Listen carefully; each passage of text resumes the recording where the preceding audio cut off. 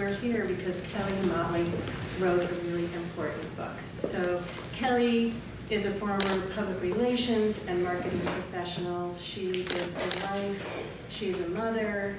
I've only known her for a short time. I know her as strong and a force to reckon with. And she has a story that was grabbed up by some really important news resources for health, and we are just thrilled to help her launch her new book. And we are especially thrilled because not only is she here, but she's here with Brad Gioia, who is the beloved headmaster of Montgomery Academy, and he's a community leader and certainly a wonderful friend and partner to Parnassus Books. So before they start talking, I'm going to push play on a video, and then we will have Kelly and Brad. You want to applaud for them? On the drive over here, I was contemplating the book a little bit further, and it has a special meaning for me today because I talked with one of you. One of my very close friends died of cancer today after a 20-year battle, and it was someone I talked to every single day. And I don't really talk too much about cancer with others. I have to do it to some extent, or I had to do it at school because I was going to be gone, or I would look different, and I thought it'd be better for the students to know what I was going through. So even being somewhat reserved, and I know that seems ironic to you that a headmaster type would be reserved, but I am actually. And I learned a lot in having to talk about it.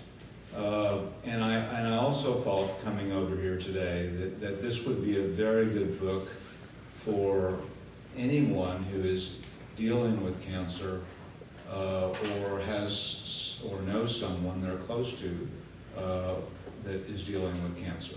And I think you'll see and hear during the conversation why I think this way. I told Kelly that I was a little worried about talking with her about all of this because it is such a difficult topic in a lot of ways when it's personal. I've gone through it 3 times, and to the extent that I had to have a therapy that you could only qualify for if you failed everything else. And that therapy's been successful so far, so we'll certainly hope that it continues as such. I thought I'd start by saying that I like her perspective that this is a book not just about fighting cancer, but helping anyone deal with adversity or an unexpected circumstance, and fighting, not surrendering or cowering. And I thought we should hear from Kelly on that topic, and maybe you could start with that. Sure, absolutely. So boxing not only taught me many life lessons that literally and figuratively saved my life. I leaned into the principles of boxing to be a better version of myself when I discovered the sport. I felt like I became physically and mentally and spiritually stronger. I became more engaged and present with my family. I took my PR business in Nashville's $92 billion healthcare industry to levels that I could never have imagined. And then I used the principles that I learned inside the ring to climb out of what I thought was a hopeless and desperate situation. I think in life, there are circumstances we can never see coming, circumstances we would never voluntarily choose. And we're all blindsided by some unexpected circumstance. Some people, it might be an illness. Others, it might be divorce, financial loss, the loss of a job. We are all beset by some internal conflict. It might be distress or despair or not feeling recognized at work or in a relationship, but we've all got some kind of internal conflict. And this is a story about how I changed from the inside and how I took my mind and my body from point A to point B through boxing, and how I really changed up my perspective from really shifted my mindset from this being a catastrophic, weak, hopeless situation that I was in to this is manageable. I'm going to do this. My body is resilient. And this sport really helped me make some pretty major shifts in my thinking. I had the right people in my corner. I had people with me. My husband John was my cut man. And I had people in my corner, Robin, who was my spiritual advisor. And I had my trainers who basically said, pity isn't something we're going to be working with here. Pity is energy, and it puts people in a really dark place. And so I spent time thinking about that. They asked me about my intention and your visualization, and where do you see your life in 1 to 2 years. So the sport really helped me change things up for me. At the time when I was diagnosed, I thought that I really controlled my universe and that I had a will that was strong enough that I could really do what I wanted. And this sport really helped me manage a situation that for me felt very chaotic and out of control. Boxing is a sport that was at one point incredibly popular in the United States and around the world. And then it sort of lost some of its appeal.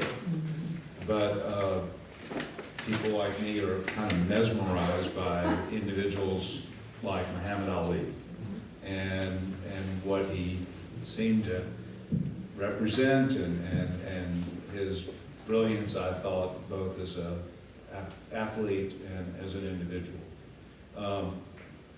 How did you get introduced to boxing? Tell us a little bit about the regimen and how seriously you took it. And I know you did take it seriously by having that book, but would you give us a little more information about that? Sure. So I was honored. I got to meet Muhammad Ali when I was in my early 20s in Kentucky, and I met his wife and his brother. But it wasn't a sport that I gravitated towards at any point in my life. And in the summer of 2017, I was in a place in my life where I felt stuck. I had a wonderful family. I had a successful business, but I just felt stuck. I was praying, I was meditating in the mornings, and I had a really difficult client. And I was used to working with a lot of CEOs in healthcare. And this one client I just was really frustrated with, and it felt like a bout that just went on every day. And it felt very unevenly matched. And as I'm sure other people have felt this, one day I just felt like I wanted to punch something. So I got in my car and I drove, backed out of my driveway, and I went to a popular boxer-sized gym up the road.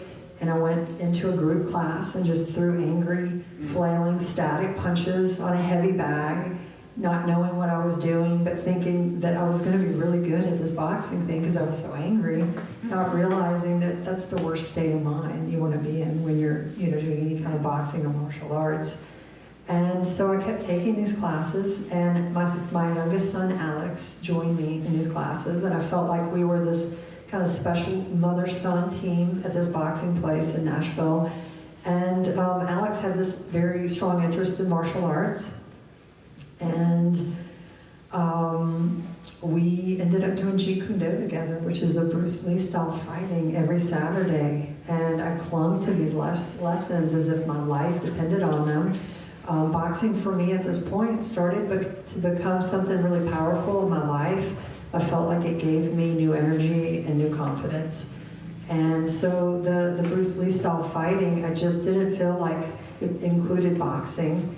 And I didn't feel like I was as good as I could be, or I should be.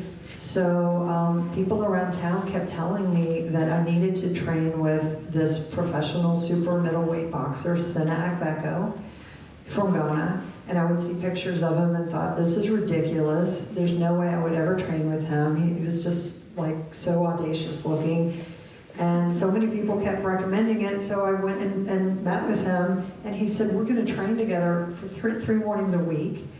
And so I went to this very special gym off Mary Street near Pearl Cone High School. And we trained together every morning, and I felt like I was like summoned to be there. And I was learning a lot of principles in life from this 20-something-year-old kid from Ghana that I should have known as a 50-year-old woman. And so, you know, I trained with Senna. I trained with Christy Holbert, who is a former Olympic boxing coach who took the women to the Olympics, I think in 2011, 2012. And then I did strength training with Royce Fentress, who trains a lot of youth athletes for Division I sports. Well, I like the descriptions of your going to Mary Street. I like the name, incidentally, Mary Street, early in the mornings.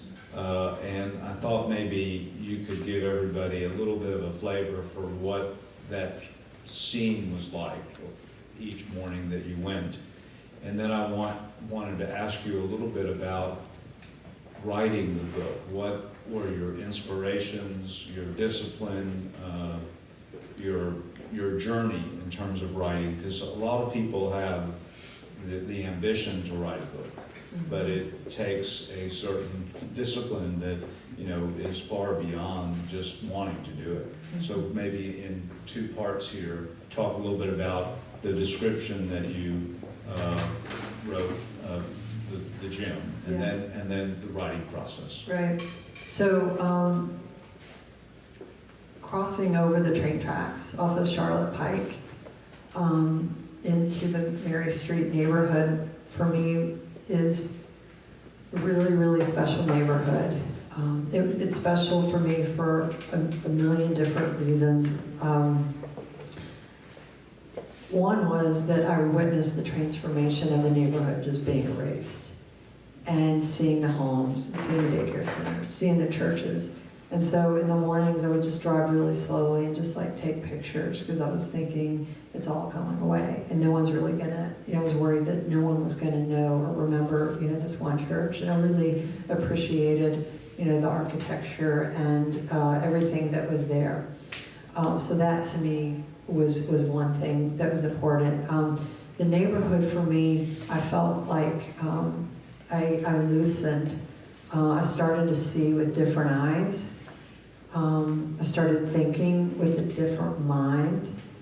And it was really unusual, you know, turning right to get onto Mary Street and taking my car and just having to maneuver it between you know, two trucks that would be parked side by side, going down to see this skyline view of Nashville that I felt like nobody really had thought that many people had ever experienced, and going into this gym, which was formerly an industrial plant, to train, seeing dogs just running loose, and being a part of this neighborhood. And there was a long crack up Mary Street that, you know, I used as a visual when I was running sprints in the morning. But this place became a place where I felt that I was starting to do new and different things, and I felt like I just got to be better at everything when I was there. Things that I could never have ever imagined doing mentally or physically, I started doing in this gym.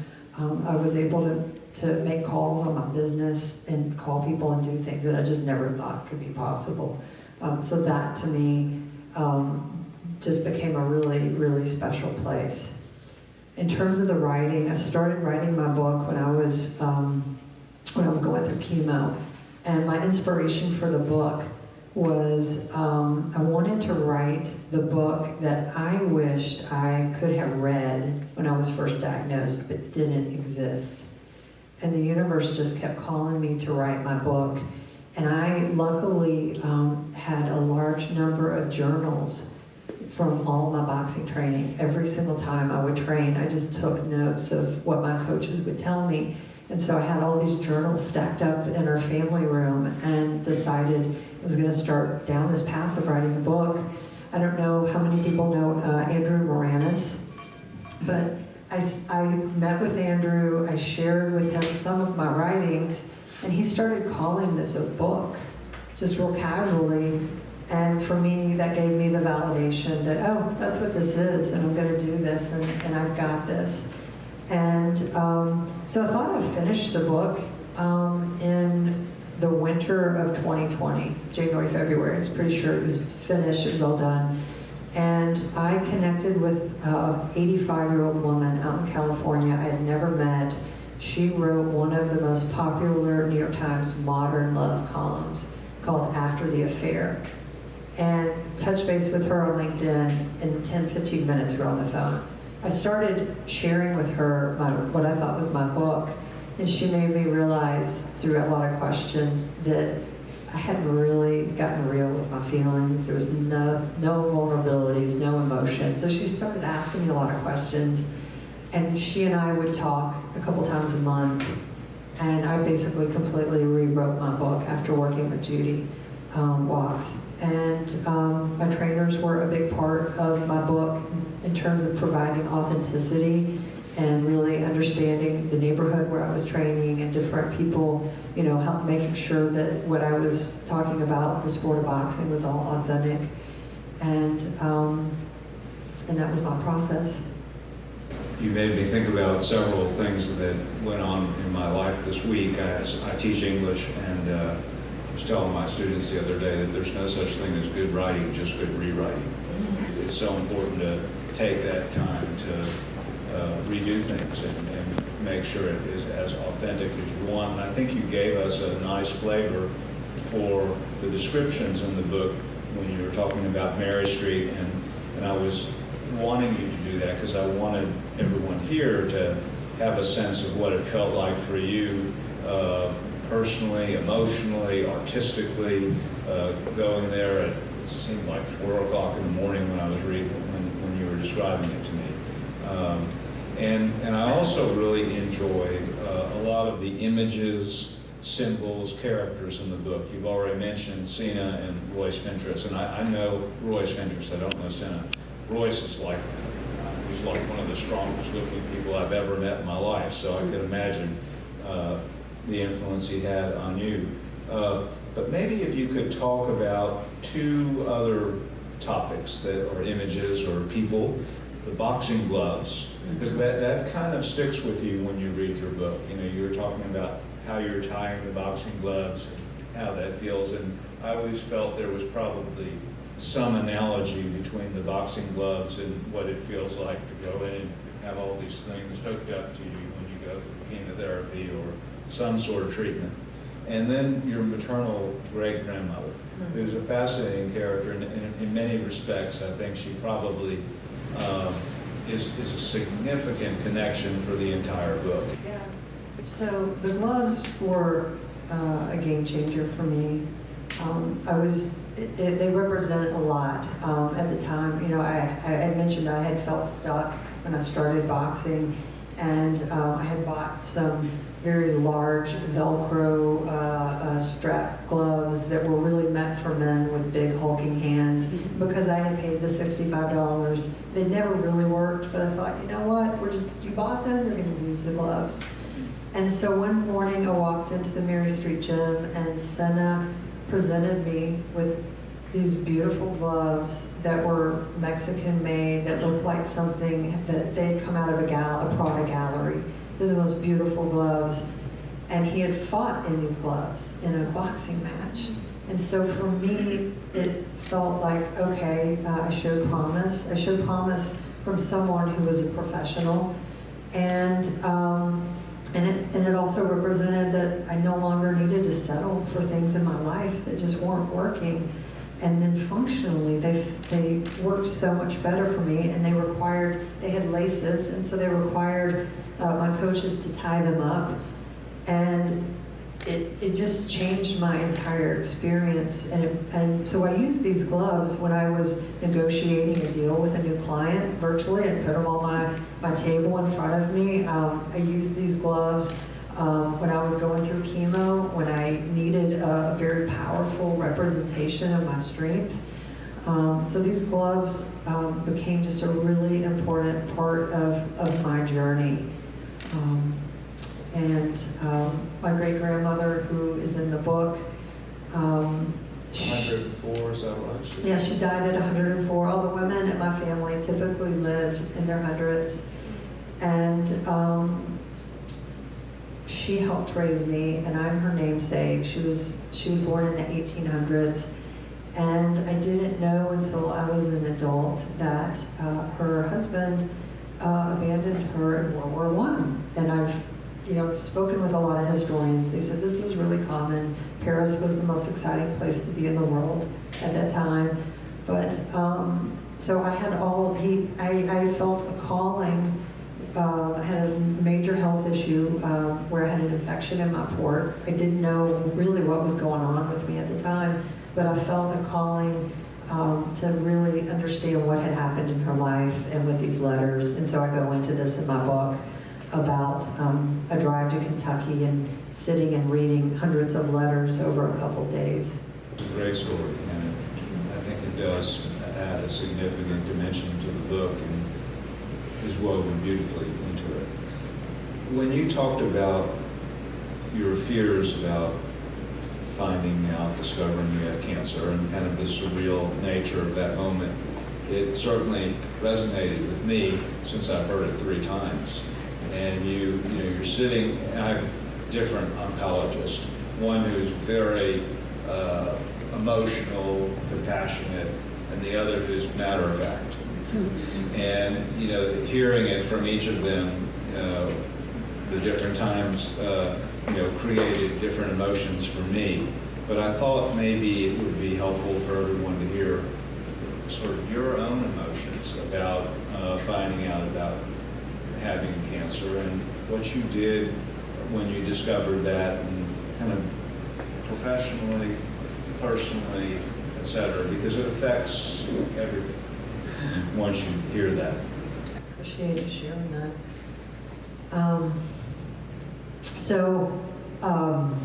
I work in healthcare and worked on the other side and knew I had CEOs and a large number of people in a large number of positions in healthcare say hospitals are the most dangerous places in America. And I knew all of the really scary stories. And so when it was first presented to me, I was in complete denial and really questioned people's abilities and skills, and I continued to do that throughout. And I also thought in my PR work, I could have a simple conversation with a journalist or an editor or a producer and land a story for a client. So I thought, I'm gonna go and I'll meet with this doctor and I'll get things cleared up right away. I'll figure this out, because she just doesn't understand. And I honestly thought that I had a level of will over the world and universe.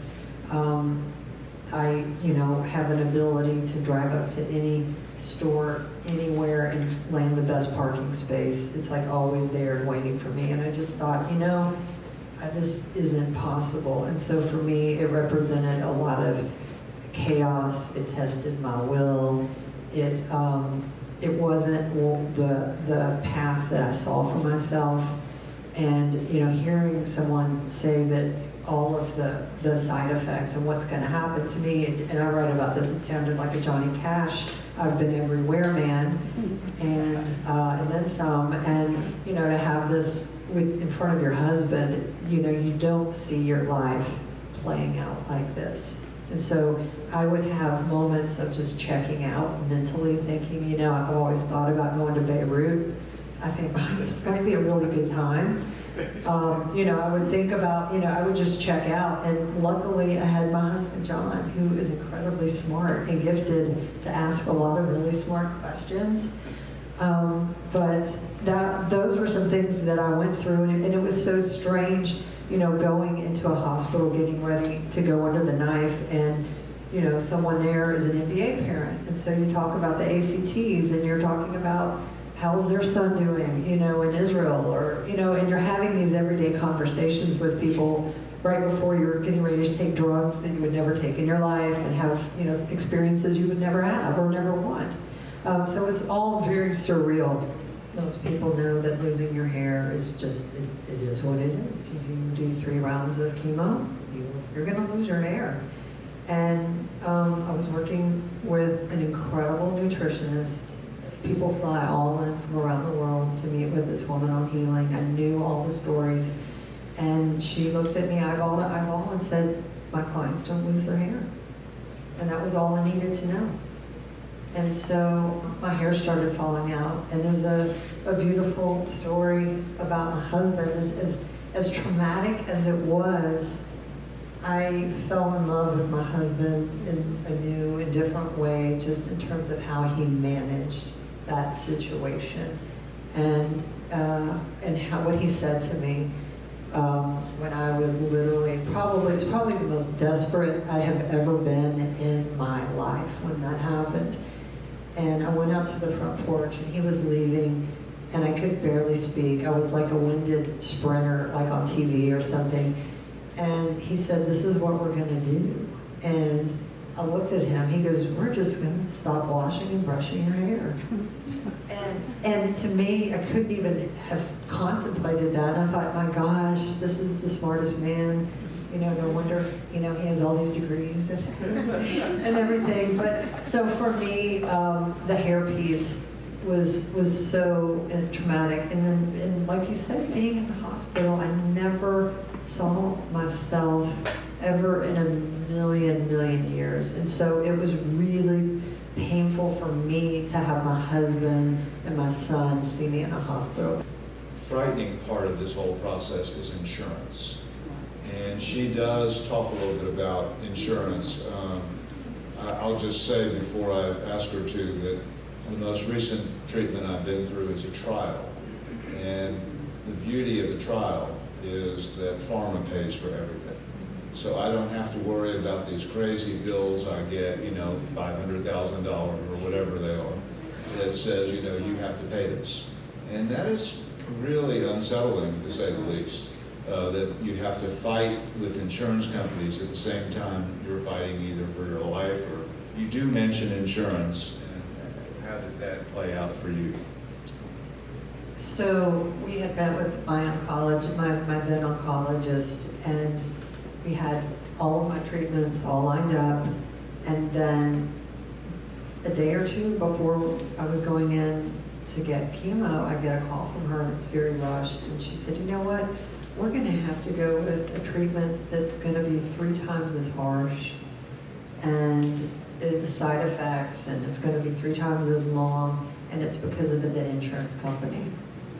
And you know, and so John and I got the situation we thought resolved, and then the day that I go in for my chemo, we waited, and then we had to come back the next day, and we waited, and then they waited until they had me hooked up to everything, and then I had like a rush of administrative staff come, and like they were like, you're gonna have to sign paperwork, and it's gonna cost you $40,000, and so, you know, that to me was a very surreal situation. And again, I never saw myself as someone dealing with insurance issues, but we faced that, and John really navigated that entire situation beautifully.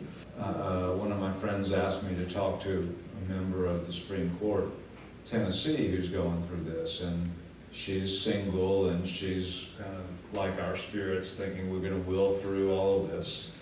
And we're having a long conversation a month or so ago about going through the treatment. And I said, you're going to have to go with someone. But you talked beautifully about John and Will and Alex, and I thought that would be a nice way to conclude this conversation, to talk about how both that support and how has been so important, and how those relationships have been deepened and strengthened. So I mentioned that I really did feel like John was my cut man, and he, you know, we've been married 29 years, and we dated 5 years before we got married. And so the love that turned on with my diagnosis is horrible and horrific as everything was. It's really hard for me to explain how to have somebody look at you when you have no hair, no eyelashes, no eyebrows, and they look at you and you've got scars and everything, and they look at you with no level of judgment, just love. And that's what I experienced from him. He, like when I had to get clean with my diet, this man took our entire pantry over a weekend and filled it with like seaweeds and things for him that he'd probably never seen in his life. But created order for me, and he washed all of the dishes and did every single thing like that, for me. And he asked the tough questions with the doctors when I would check out. And he was there, he was just always there for me. And his company even allowed him, this was before COVID, to work from home just so that he could be there for me. After chemo, we would go to the gym and get on the ellipticals together and go work out, because we treated it like, I drank too much alcohol and we wanted to get the toxins out. So, when you marry someone, you don't know, it's times like this, you really don't know what you're getting. And he was there for me in a major way. And I'll just start with Will, being my oldest son. He was in college at Kenyon, he was playing baseball, and he had a really demanding schedule. And I would call him just about every time I went through chemo, and he was always there to pick up the phone, no matter what.